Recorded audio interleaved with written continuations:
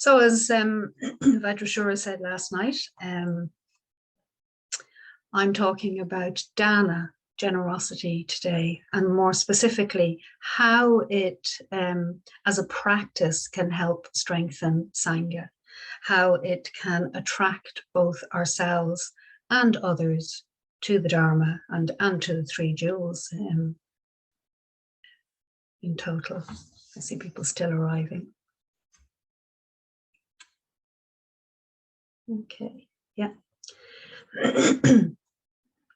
So Vajrashura last night did mention what a Samgrahavastus is, and he talked about it being an element of conversion. And it's funny, the word conversion for me is a word that it makes me stop and think. I think really, I like the word transforming more so. So what we're doing is that we're transforming ourselves in our practices, not just of dana, but of all of our Dharma practice. We're transforming ourselves and those around us through our practice, and ultimately we're moving toward enlightenment. And that takes many, many forms. So today we're looking at dana, the first paramita. So what's a paramita? Well, again, a paramita is translated as that which conveys to the other shore. What's dana? Dana is generosity. That's really interesting because when I was reading Samgrahavastus, it would have been the transcript of one of his talks, he talks about generosity, and he specifically talks about the giving of gifts and how Sangha can be a place where there is that spontaneous giving of gifts. And again, that always didn't quite sit with me because I wasn't 100% sure, I think, what he meant. And I know that the reason I'm doing the talk today on dana is because I can be somewhat blasé about the whole area of dana, partly because I've always just associated it with the giving of gifts. And those of you who know my husband will also know that he actually has a very strong practice of dana. He's a follower of the Buddha Ratnasambhava, who is the Buddha of generosity, among other things, the golden yellow Buddha of the South. But I'm not talking about either of them today. I've always just had that tendency to leave David to get on with the whole dana practice, and I'll just do the rest, all of the other aspects of Dharma life. And so I decided I would do this talk because it would make me stop and reflect and just really look at what dana means to me, and in particular, what it means to me from the point of view of building Sangha, of being part of Sangha, and of course, where it fits into my path as I move toward enlightenment, because I'm quite focused and quite determined about that. I'm quite happy to believe that at some point I can reach enlightenment. It is possible, even in a woman's body, and that's what I'm moving towards, and will continue to do so until it happens. So dana is generosity, and generosity isn't always something that comes naturally to us. In actual fact, Samgrahavastus was quite clear about that. It's quite alien to us in some ways. The Buddha was quite clear about that too. And we look at some of the imagery, particularly from Tibet, where they have the Bhava Chakra, the wheel of life, and the hub of the wheel, the main point that keeps the wheel going, which is, of course, samskara. It's samsara, I should say, is it's that constant cycle of, well, ultimately suffering, of dukkha that we experience. Dukkha being, of course, the ill-fitting wheel. And in the hub of that, we have greed, hatred, and delusion. Greed, of course, being the opposite to generosity. So greed is something, that sense of grasping, of trying to hold things on to ourselves, is something that's quite deeply ingrained in us. And that is something that in our Dharma life, in our spiritual practice, that we're trying to loosen. We're trying to ultimately dissolve and break through, so that then we no longer experience it. And of course, we've moved towards enlightenment. So dana is something, generosity is something that we need to cultivate. It's something that we need to work on, and that's perfectly okay. Sometimes I think there can be an edge with these things, so that we think that, well, maybe it's just me, that if I suddenly start to be generous in a particular way, that it's almost like an insincerity, that there's an inauthenticness. I'm not sure what the proper word would be, but there's a lack of authenticity in the giving. But when we're starting out with this practice, when we're starting out, we do need to cultivate it, and we do need to actively make effort, just like with everything in our life. Another talk of Sangharakshita's, Vajrashora mentioned it last night, on being all things to all men. Nowadays, of course, we probably say on being all things to all people. Dana has a special function. It's about establishing positive contact with people. And of course, in a Sangha situation, what that means is that we're beginning to develop spiritual friendship. We're beginning to become part of the Sangha, or to help Sangha grow if we're already active members. Dana is also an attitude of heart and mind. So many of us, I notice, in the 21st century Western world, can be very, in our heads, very cognitive about things, and we can think our way through so many things, and oh yeah, generosity is this, this, and this. But actually, you know, there is an element of Dana that is the heart. It's that chitta, you know, the heart mind, and we need to remember that. But I'll come back to that. It's not about just giving gifts. So what else can we give? We can give our time and attention. We can give kindness, compassion, among other things. It's not utilitarian. It's not something that we're doing because if I give, I will receive such and such. And that might be, I will receive kudos. I will receive a place in heaven. I will receive gifts back from other people. That's not what generosity is about. It's about that heartfelt and spontaneous giving that we all naturally do. We all naturally do it already. All we now need to do is notice when we do, and begin to cultivate that and allow it to grow and unfold and develop.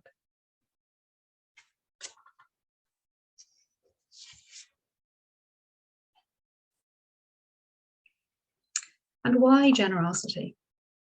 And again, Vajrashora mentioned the Hatthaka Sutta last night. And what I liked about it is that Hatthaka actually refers to the Buddha himself. You know, he says, how I've been growing this Sangha is by doing the things that you've taught us to do. So dana is something, generosity is something that the Buddha did suggest, because it grows the bonds of fellowship, it grows the bonds of friendship.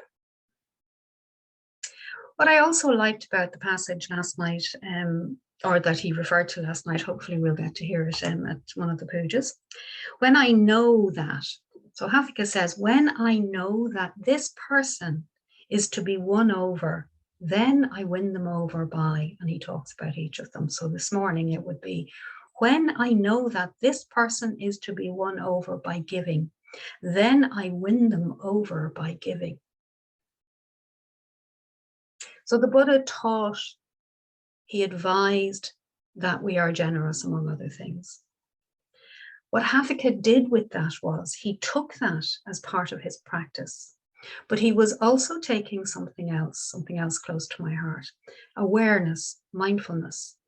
He was aware of the person that he was with. And when he recognized that what that person needed was an act of generosity, that's what he did. He behaved in a generous way to that person. As I say, the rest of the sutta unpacks the others in a similar way, but I'm not going to focus on that. So when I know that this person will be won over by giving, in other words, I would say that what that is saying is that when I know that this person will respond, or when I know that this person needs generosity today, then that's what I will do.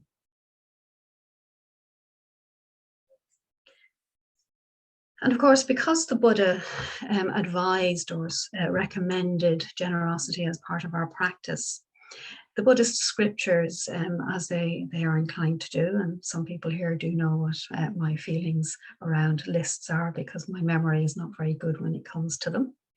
There is, of course, a couple of different lists when it comes to generosity. So firstly, when we're considering giving, what we need to consider is, now this is according to the Buddhist scriptures, to whom am I giving? What is being given?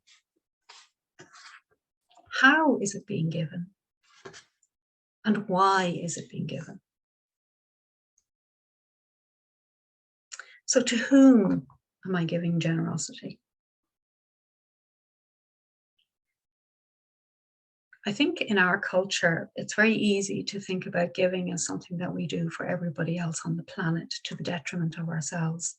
I often, in some of the secular work that I do, I talk about the love thy neighbor as thyself.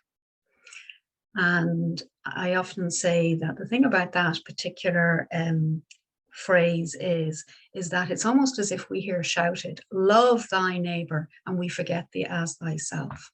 So what I'd be saying here is that, you know, it's also about being generous to thy neighbor, which is something many of us were brought up to be. But we have to start with self. And when you think about it, when we do the Metabhavana practice, there's a very good reason why we start with the first person. Because we are part of all living beings. We're not separate from them. Every single one of us are actually part of that greater mandala of all living beings. So we're giving to ourselves and we're giving to others. And we're doing that without condition. So what does that mean? What that can mean is that we're spontaneously giving for the sake of giving. It's that heartfelt response. I was trying to think of practical examples, and a memory came up of something that happened a few months ago now. I was in Drogheda and I was just coming to the car to unlock it, and it was parked on quite a steep hill. Any of you who know Drogheda know we've got lots of steep hills. And there was a woman with two small children coming out of a shop on the hill. And as she came out, the little one, who was about 4, ran straight out onto the road into the oncoming traffic. So of course the mother went to grab the child. This was all unfolding just at the front of my car. And as she went to grab the child, the buggy with the toddler, the about 2-year-old, began to topple. So she was frantically trying to keep the buggy upright and still grab the older child. So without a second thought, I instinctively jumped forward and grabbed the front of the buggy and began to rebalance it and pull funny faces at the child, because the child thought it was all very bizarre, while the mother could then focus on grabbing the child, the older child. So thankfully, all's well that ends well, and everybody was safe. But the reason I'm using that as an example is that was something that was spontaneous. It wasn't something that I thought through. It was something that happened in an instant. It was instinctive, and we all do this. So how do you do it? What examples have you got of times when you spontaneously did something? Because that's the seed. That's what we start to cultivate.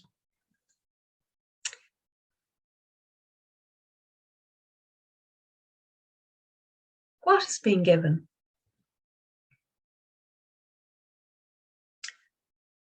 The basics can be given: food, shelter, clothing.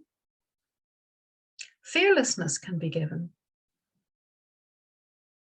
education and culture, our own life, merits, and the Dharma. Again, these are a list that comes from the Bodhisattva ideal. I'm not going to go into all of them. So the basics: food, shelter, clothing. Well, we all do that in different ways. How many of us loan books to each other, or loan things to each other, or give clothing to the clothing banks, or we give food, giving shelter. I suppose for me, I do know there's at least one other person here that gives shelter to animals. Some people foster them. So there's lots of different ways where we can do that. I'm not going to say any more because I think the basics is something that most of you, if not all of you, already know. The giving of the gift of fearlessness is an interesting one. And again, what Samgrahavastus says about this one is, and this is in the broader sense, it's not just about building Sangha. It's something that we need to, among other things, it's something that we need to have been developing in ourselves, a fearlessness. And I do think that those of us that have gone for refuge to the three jewels, we can have a fearlessness based on the three jewels. When you think about the image of Tara, it's often said that one of her mudras, one of her hand positions, is the one of fearlessness, but the three fingers pointing up are also an indicator that the fearlessness is coming from going for refuge to the three jewels. It's coming from the three jewels. So if we are going for refuge, if we do have an effective spiritual life, if we are practicing meditation, we are going to be responding in different ways than we once might have. And we are likely to be less fearful or stressed or anxious. And that rubs off on others. We have, I'm fascinated by the neuroscience of all of this. We have these little things in our brain called mirror neurons. And particularly when we're around somebody who we're close to, what can happen is that depending on their emotional state, depending on what they're doing, we mirror it, we feel it. And again, you all know this. That's why when someone around you becomes stressed, you can become stressed. When somebody around you feels is behaving in a much calmer way, you can be calmer. It's really interesting how it was discovered. Do I have enough time? Very quickly. They'd been doing some experiments on monkeys where they were monitoring their brain patterns, and they'd forgotten to take one off one of the monitors at lunchtime. But one of the staff was in the lab actually eating his sandwiches, and began to realize that there was something happening. And what was happening, if I remember rightly, was that the appetite part of the monkey's brain was being triggered by the monkey seeing the person eating the sandwiches. So this was when they started to explore, and they discovered these mirror neurons. So coming back to our practice, if we are able to be calm and be confident within ourselves as a result of our practice, that's going to rub on to others. And that's how we're giving the gift of fearlessness. Another simple way that we can actually do it is by admitting that we're not perfect. By admitting when our practice may not be as effective as we'd like it to be. Because what I have found over and over and over again is that when we're honest about these things, what happens is it gives people courage to admit then, yeah, actually my practice hasn't been perfect. This is what's been going on for me. And then we're in a situation where we get into communication, we get into dialogue, our friendship starts to deepen, and we have begun to allow Sangha to grow and develop along with Atulyamitra. That's a beautiful spiritual friendship. I'm not going to talk about education and culture or own life. Own life, I mean, certainly in the stories of the Buddha, there are stories of giving up one's own life for the sake of others. But I do sometimes think that maybe, things like the gift of life can be things like being a blood donor, or perhaps carrying a donor card, things like that. It can be also a 21st century way of looking at that. The next one is the giving of merits. And this is something, again, that we all do without thinking once we're coming to the center on a regular basis, because we do transference of merits and self-surrender. May the merit gained in my acting thus. And what we're doing there is that we're trying to give our merits out for the benefit of all. So may the benefit that I have gained from whatever it is that I have done, may the merit of that, may the good fortune of that radiate out into the world and touch whoever needs it right now. And that's what we're saying in that. And that's a huge gift of generosity. You know, if we think about doing that within Sangha, to each other, for each other, you know, if I'm doing something and I believe that I may have gained some merit from it, may my friends in the Sangha feel that too. Bringing them into our hearts every day. Then not only will Sangha grow, but it will flourish. And the last one is the Dharma, the gift of the Dharma. Again, I don't really need to say too much about that. What I will say is Bhante Sangharakshita was quite clear that when we're giving the gift of the Dharma, we're not waiting for every opportunity to ram it down someone's throat. My words, not his. So it's more of a sense of that, you know, we're sharing what we've learned. We're sharing perhaps something that we've read. I see it in some of the WhatsApp groups with some of the study groups, where people will find a talk, for example, on Free Buddhist Audio, and it'll inspire them. So what they do is they put it up in the WhatsApp group and share it with others. And then they're actually giving the gift of the Dharma. That's one very simple way that we can all do it. Some of us are luckier in that we're in a position where we can talk, you know, give talks like this, or longer talks, or lead classes. But we can all do it in simple ways. So moving on to how is something given? Well, it's given courteously. Good old-fashioned good manners. It's given with kindness and good nature, without regret, you know, without regret later of that sense of, oh, I shouldn't have given it to them, maybe because I don't think they deserved it, or maybe because I really wanted it for myself. And I think what will happen is that you'll find that if these things are creeping in, I know that from my own practice, I know I've moved into these realms when I've actually begun to feel tension in the body. It's no longer that open-hearted, more spontaneous giving, and that sense of flow, which is what we're trying to move towards. It's always given without condition. I'm not giving this on the hopes that you're going to do something or give something in return. It's been given spontaneously. Okay, the gift of the Dharma, I suppose, we're giving it on the condition of, on the hope that ultimately everyone's going to reach enlightenment. But that's not really a condition. That's more just an intention or a hope. It's slightly different, I personally think. And another thing is how it's given is how I've put it down for myself is it's given without broadcasting it. Again, Sangharakshita's quite funny. He talks about examples of people giving money and then coming into temples and sort of shouting before the talks, did you get that money? So how many times do you give of your time, or give a gift, or just give to someone else, but then you feel that urge, that desire to tell everybody else about it? I call it the Amantai Good syndrome.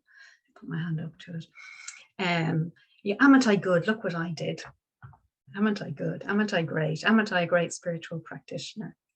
So again, if we start to move into that type attitude towards giving, there is a subtle tension in the body to it. And the interesting thing is that going back to those mirror neurons, if I'm feeling a subtle tension to it, the other person is picking up on it too. They're going to pick up on the lack of authenticity in the giving, if we have those ulterior motives, or if we're doing it so that we can tell everyone what wonderful people we are.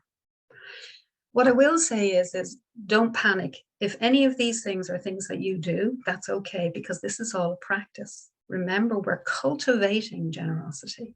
We're allowing it to grow. We're nourishing it. We're nurturing it.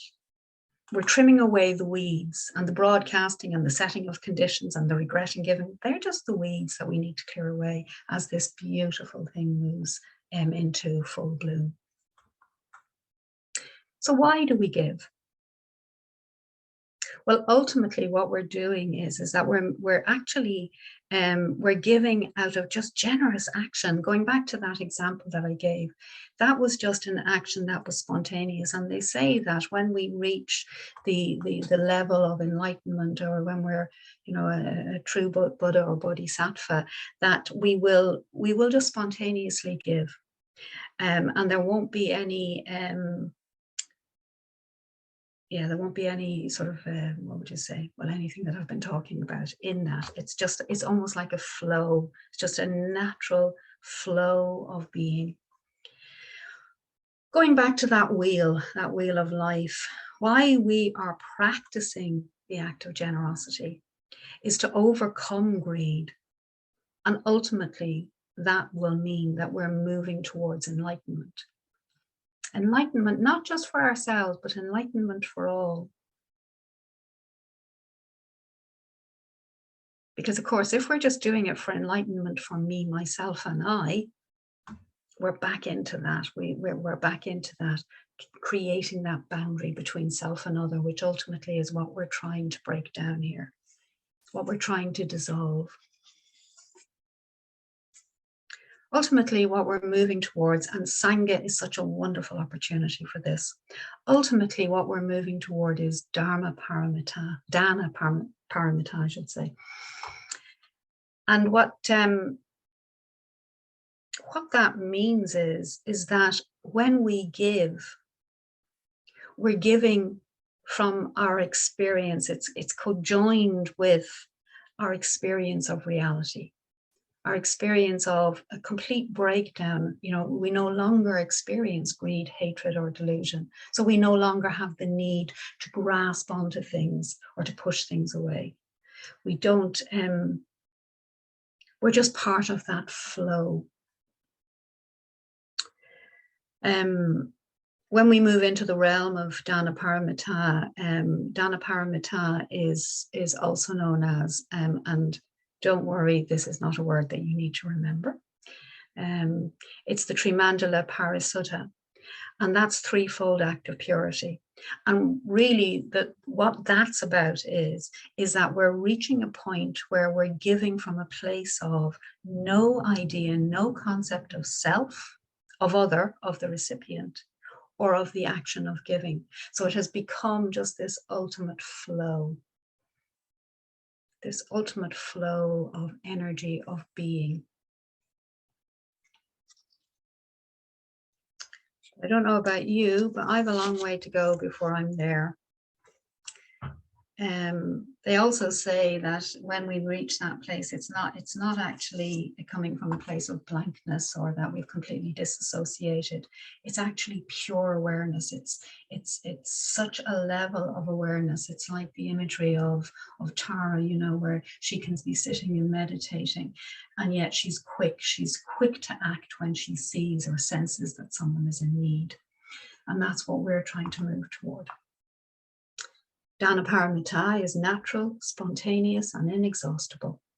Inexhaustible is one that fascinates me because having in the past given to the point of burning out, I do know how important that one is. And so when I know that I'm getting tired of giving, or I'm starting to feel a bit grumpy about giving, I know that I then need to go back and have a look at, okay, what's going on here? Because there's something going on where I'm identifying with the giving. I'm contracting around the act of giving in those situations, rather than allowing that flow, that breakdown of the barrier between self and other. And we're giving out, Samgrahavastus says it beautifully. He says, we're giving out of the depths of one's experience of reality, one's unity with the spirit of compassion in accordance with the needs of sentient beings. And I think if I was just trying to describe it, what I would say is that it's giving out from that place of heart. I'm not thinking about it, because I don't know about you, but I can think myself out of giving. Oh, I'll give them this. Well, actually, no, they mightn't like it. I'm a disaster when it comes to, Christmas and birthday presents, because I can actually try to analyze myself so much about what I should give and what I shouldn't give, that I reach a point where Christmas or the birthdays have passed and I've not actually finally got something for the person. But whereas if it's that spontaneous giving from heart, that's very different. And very often, if we are tuned in, if we're clued in to the other, we are able to give them what they need, not necessarily what they want or what we think they need. But if we're really present with somebody, we intuitively, with practice, can know what they need.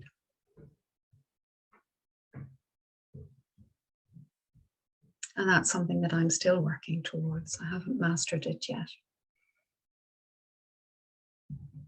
But that's okay too.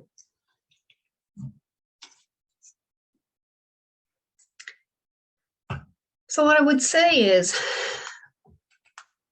don't take my words. Try it out for yourself. Passiko, come see for yourself. That's one of the qualities of the Dharma. Come see for yourself. So how do you already practice generosity? In what way do you do it? Do you do it consciously or unconsciously? How could you consciously cultivate it?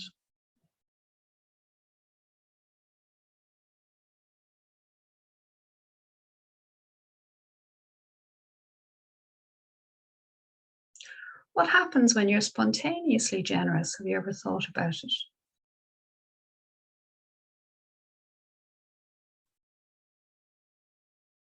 How do you give? What's your attitude?